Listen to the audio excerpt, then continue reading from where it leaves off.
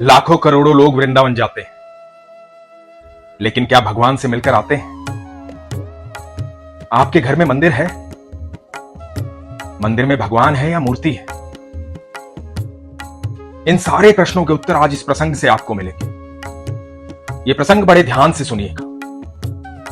आपको साक्षात भगवान के दर्शन होंगे और आपको यह पता लगेगा कि यदि आप भगवान से मिलना चाहते हैं तो कहां जाकर मिलें और कैसे मिलें। हरे कृष्ण दोस्तों, मैं हूं अनुज शर्मा। बात 500 वर्ष पुरानी है। वृंदावन में रहते थे गोपाल भट्ट गोस्वामी। उन दिनों वृंदावन में इतनी चहल पहल नहीं थी। वृंदावन था वो। गोपाल भट्ट गोस्वामी चैतन्य महाप्रभु के शिष्य थे। भगवान से बेहद प्रेम करते थे, अत्यंत प्रेम करते थे। एक दिन स्वप्न में आया कि मुझसे मिलना चाहते हो तो नेपाल जाओ। गोपाल भट्ट गोस्वामी जी नेपाल गए। वहां गंडकी नदी में स्नान किया। जब वो स्नान कर रहे थे तो उन्हें मिले 12 शालिग्राम। उन्हें लगा कि शायद ऐसे ही आ गए, लेकिन फिर से गोता लगाया और फिर मिले 12 शालिग्राम। शालिग्राम भगवान के स्वरूप के रूप में पूजा जाता है। उन 12 शालिग्राम को लेकर के गोपाल भट्ट गोस्वामी जी आ गए वृंदावन और नित्य उनकी सेवा करने लगे। भगवान स्वरूप उनकी पूजा करने लगे, आराधना करने लगे।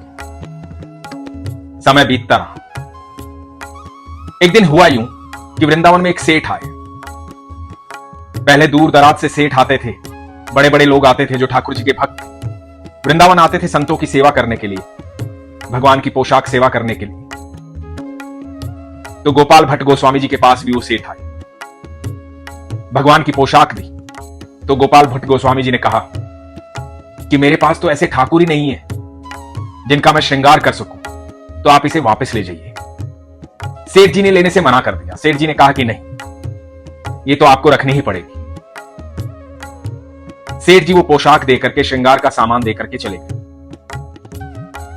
गोपाल भट्ट गोस्वामी जी अपने शालिग्राम स्वरूप भगवान को देख रहे थे। उस दिन थी नरसिंह चतुर्दशी। गोपाल भट्ट गोस्वामी जी नरसिंह चतुर्दशी के दिन भक्त प्रहलाद का पाठ पढ़ रहे थे। नरसिंह चतुर्दशी वो दिन होता है जिस दिन भक्त प्रहलाद की प्रार्थना पर भगवान ने खंबे से नरसिंह अवतार में प्रकट होकर के दर्शन दिए थे और हिरण्यकश्यप का वध किया था। गोपाल भट्ट गोस्वामी जी पढ़ रहे थे। उनकी आंखों में अश्रु आ गए। उन्होंने अपने शालिग्राम को देखा, भगवान से कहा कि आप भक्त प्रहलाद की प्रार्थना पर खंबा फाड़ करके बाहर निकल आए, नरसिंह अवतार ले लिया, तो क्या आप शालिग्राम से प्रकट नहीं हो सकते प्रभु? मैं भी आपको देखना चाहता हूं, मैं भी आपका श्रृंगार करना चाहता हूं, मैं भी आपकी सेवा करना चाहता हूं। क्या आप शालिग्राम से प्रकट नहीं हो सकते प्रभु? और बार बार ये बात कहते रहे कि प्रभु मैं आपकी सेवा करना चाहता हूं, मैं भी आपको पोशाक पहनाना चाहता हूं, मैं भी आपका श्रृंगार करना चाहता हूं। और ये कहते कहते रोते रहे, रोते रहे, रोते रहे। वो अपने 12 शालिग्राम को एक बक्से में रखते थे। उस बक्से में 12 शालिग्राम रखे, रोते रोते सो गए। जब सुबह उठते हैं तो देखते हैं कि वो बक्सा थोड़ा सा उभरा हुआ है। बक्से को खोल के देखा तो वहां पर बंसी बजाते हुए शालिग्राम से प्रकट हुए राधा रमण जी थे, ठाकुर जी थे, साक्षात ठाकुर जी, अत्यंत सुंदर ठाकुर जी, सबसे लाडले ठाकुर जी, छोटे से प्यारे से नन्हे से, चेहरे पर मुस्कान लिए हुए। देख करके गोपाल भट्ट गोस्वामी जी भाव विभोर हो गए, झूमने लगे, खुशी के मारे पागल हो गए। सारी रात प्रार्थना की थी कि आप शालिग्राम से प्रकट नहीं हो सकते और भगवान प्रकट हो गए। ये था भक्त का भाव, ये थी सच्ची आस्था। ईश्वर को जब दिल से निमंत्रण देते हैं, ईश्वर प्रकट हो जाते। गोपाल भट्ट गोस्वामी जी की सच्ची आस्था थी, भगवान प्रकट हो गए, शालिग्राम से प्रकट हो गए। भगवान तो कण कण में विद्यमान है। गोपाल भट्ट गोस्वामी जी की खुशी का ठिकाना नहीं रहा। अब वो भी भगवान की सेवा कर सकते हैं, भगवान को पोशाक धारण करवा सकते हैं, वो भी भगवान का श्रृंगार कर सकते हैं। अत्यंत खुश थे। कहा जाता है कि 500 वर्ष पूर्व उन्होंने भगवान की सेवा करने के लिए, भगवान का भोजन बनाने के लिए, भगवान का भोग तैयार करने के लिए वहां अग्नि प्रज्वलित की थी अपने मंत्रों के द्वारा। आज तक 500 साल बाद भी वो अग्नि प्रज्वलित है। राधा रमन के मंदिर कभी आप जाएं तो वहां आज भी रसोई में उसी अग्नि पर भगवान का भोग तैयार होता है। वहां किसी दिया सलाई की जरूरत नहीं होती। वहां किसी प्रकार का कोई गैस का सिलेंडर नहीं है। वो प्राकृतिक रूप से गोपाल भट्ट गोस्वामी जी के मंत्रों द्वारा प्रकट हुई अग्नि है जिस पर भगवान का भोग बनता है। राधा रमन साक्षात है।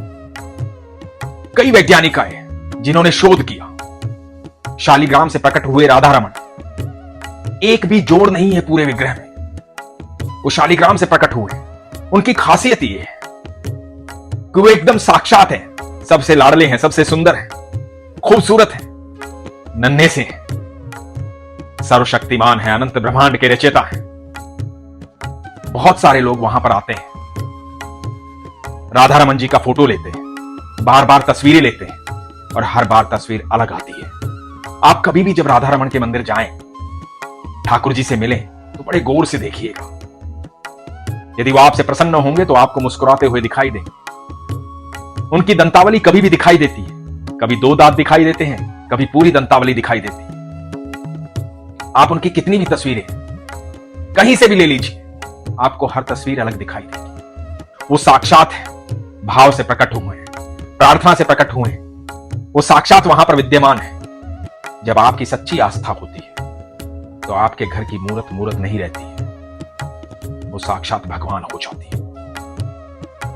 जब आप अपने घर के मंदिर में सच्चे दिल से प्रार्थना करते हैं, ये विश्वास करते हैं कि भगवान यहां पर हैं, भगवान साक्षात हैं, तो आपकी हर प्रार्थना भगवान सुन रहे होते हैं। आपके सारे जीवन में आपको किसी चीज की आवश्यकता नहीं होती, किसी भी चीज की। यदि आपके पास ईश्वर है, ईश्वर है तो सारे सुख है, ईश्वर है तो सकारात्मक ऊर्जा है, ईश्वर है तो आप जहां पर होंगे सारी दुनिया वहां पर प्रसन्न रहेगी, क्योंकि ईश्वर आपके साथ है। वो आपकी वाणी में है, आपके भीतर है, आपके चेहरे पर वो तेज दिखाई देगा, आपकी वो ऊर्जा सबको दिखाई देगी। ईश्वर आपके संग रहते हैं, ईश्वर आपके साथ रहते हैं। यदि आप कभी वृंदावन जाते हैं तो राधा रमन के दर्शन जरूर कीजिएगा। वहां जाइएगा, उस रसोई के दर्शन कीजिएगा जहां आज भी अग्नि प्रज्वलित है। और यदि आप चाहते हैं कि आपके घर के मंदिर में मूर्त ना रहे तो एक बार गोपाल भट्ट गोस्वामी जी की तरह अपने ईश्वर को निमंत्रण दीजिए। वो विश्वास से ही संभव हो पाएगा, प्रेम से ही संभव हो पाएगा। यदि आपके पास सच्ची आस्था है, सच्चा प्रेम है, सच्चा विश्वास है, तो यकीन मानिए आप जिस समय उन्हें विश्वास से निमंत्रित करें उसी समय से आपके घर के मंदिर में साक्षात ईश्वर निवास करेंगे। तो आप मिलना चाहते हैं भगवान से, देखना चाहते हैं ईश्वर को, बातें करना चाहते हैं उनसे, चाहते हैं आपके जीवन के सारे कष्ट दूर हो जाए, चाहते हैं कि आपकी ऊर्जा सकारात्मक हो जाए, आप चाहते हैं कि आप जिंदगी में कभी मायूस ना हो, कभी कोई दुख आपके पास ना आए, तो ईश्वर के संग रहिए, उनकी शरण में रहिए। और आज के बाद जब भी वृंदावन जाएं, भगवान के दर्शन करने मत जाइए, भगवान से मिलने चाहिए। भगवान साक्षात रहते हैं। आज ही अपने घर के मंदिर में बैठिएगा, विश्वास के साथ, प्रेम के साथ, भाव के साथ भगवान को निमंत्रण दीजिएगा। उसके बाद देखिएगा आपकी हर प्रार्थना स्वीकार होगी। उसके बाद देखिएगा आपके घर के हर सदस्य के जीवन में बदलाव आ जाएगा। बदलना चाहते हैं अपना जीवन और अपने परिवार वालों का जीवन, तो अपने विश्वास को, अपनी आस्था को बढ़ाइए। इसीलिए हमेशा कहता हूं, अपने विश्वास को मजबूत रखिए, अपना ख्याल रखिए। हरे कृष्ण।